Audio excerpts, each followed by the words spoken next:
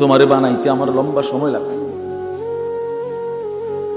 10 মাস না, 10 মাস 10 বছর না, এত লম্বা সময় দুনিয়া আল্লাহ আমাকে বানাইতে লাগছে, এক আল্লাহ ছাড়া কেউ জানে।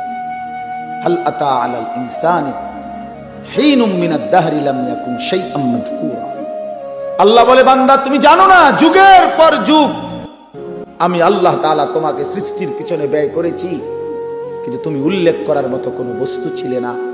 পৃথিবীর কোনোখানে তোমার নাম নিশানা, কোনো আদমশুমারি, কোনো অফিসে, কোনো আদালতে, কোনো কম্পিউটারে, কোনো গুগলে কোথাও সার্চ দিলে তোমার নাম ঠিকানা পাইতা না। এমন লম্বা সময় আমি আল্লাহ তাআলা মানুষকে সৃষ্টি করেছি মাটি থেকে। আর সেই মাটিটা আমি কতদিন তোমার জন্য এই পৃথিবীতে, তোমার সৃষ্টির উপাদান যেই মাটিতে, সেটা কতদিন আমি জমিনে রাখছি এই কায়নাতের কেউ জানে না, আমি শুধু জানি।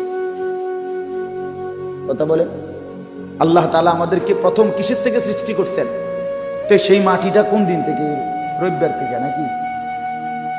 তাইলে ভাবেন মাটিটা কতদিন থেকে, এই জমিনের এই যে মাটি, এটা যে কত বছর থেকে? 30 বছর, 300 বছর, আমরা জানি কেউ? 3000 বছর, আমরা জানি কেউ? আল্লাহই ভালো জানে। তাহলে মাটির উপাদান থেকে আল্লাহ তাআলা বলেন আমি মানুষকে সৃষ্টি করেছি। ওয়ালাকাদ খালাকনাল ইনসানা মিন সুলালাতিন মিন তিন, মাটি থেকে।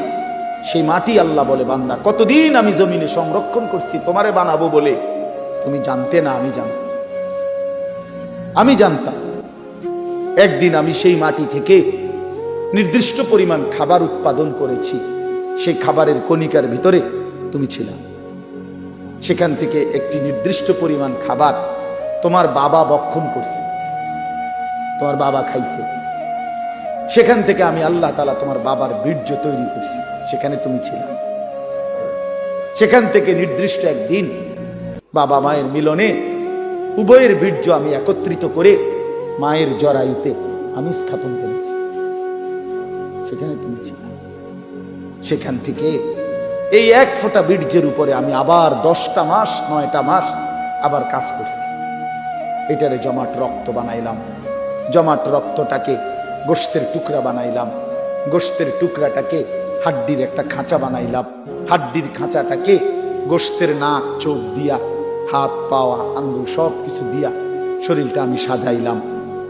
এরপরে রূহ ফুঁকে দিয়ে একদিন মায়ের পেট থেকে এই পৃথিবীর আলো বাতাস দেখা।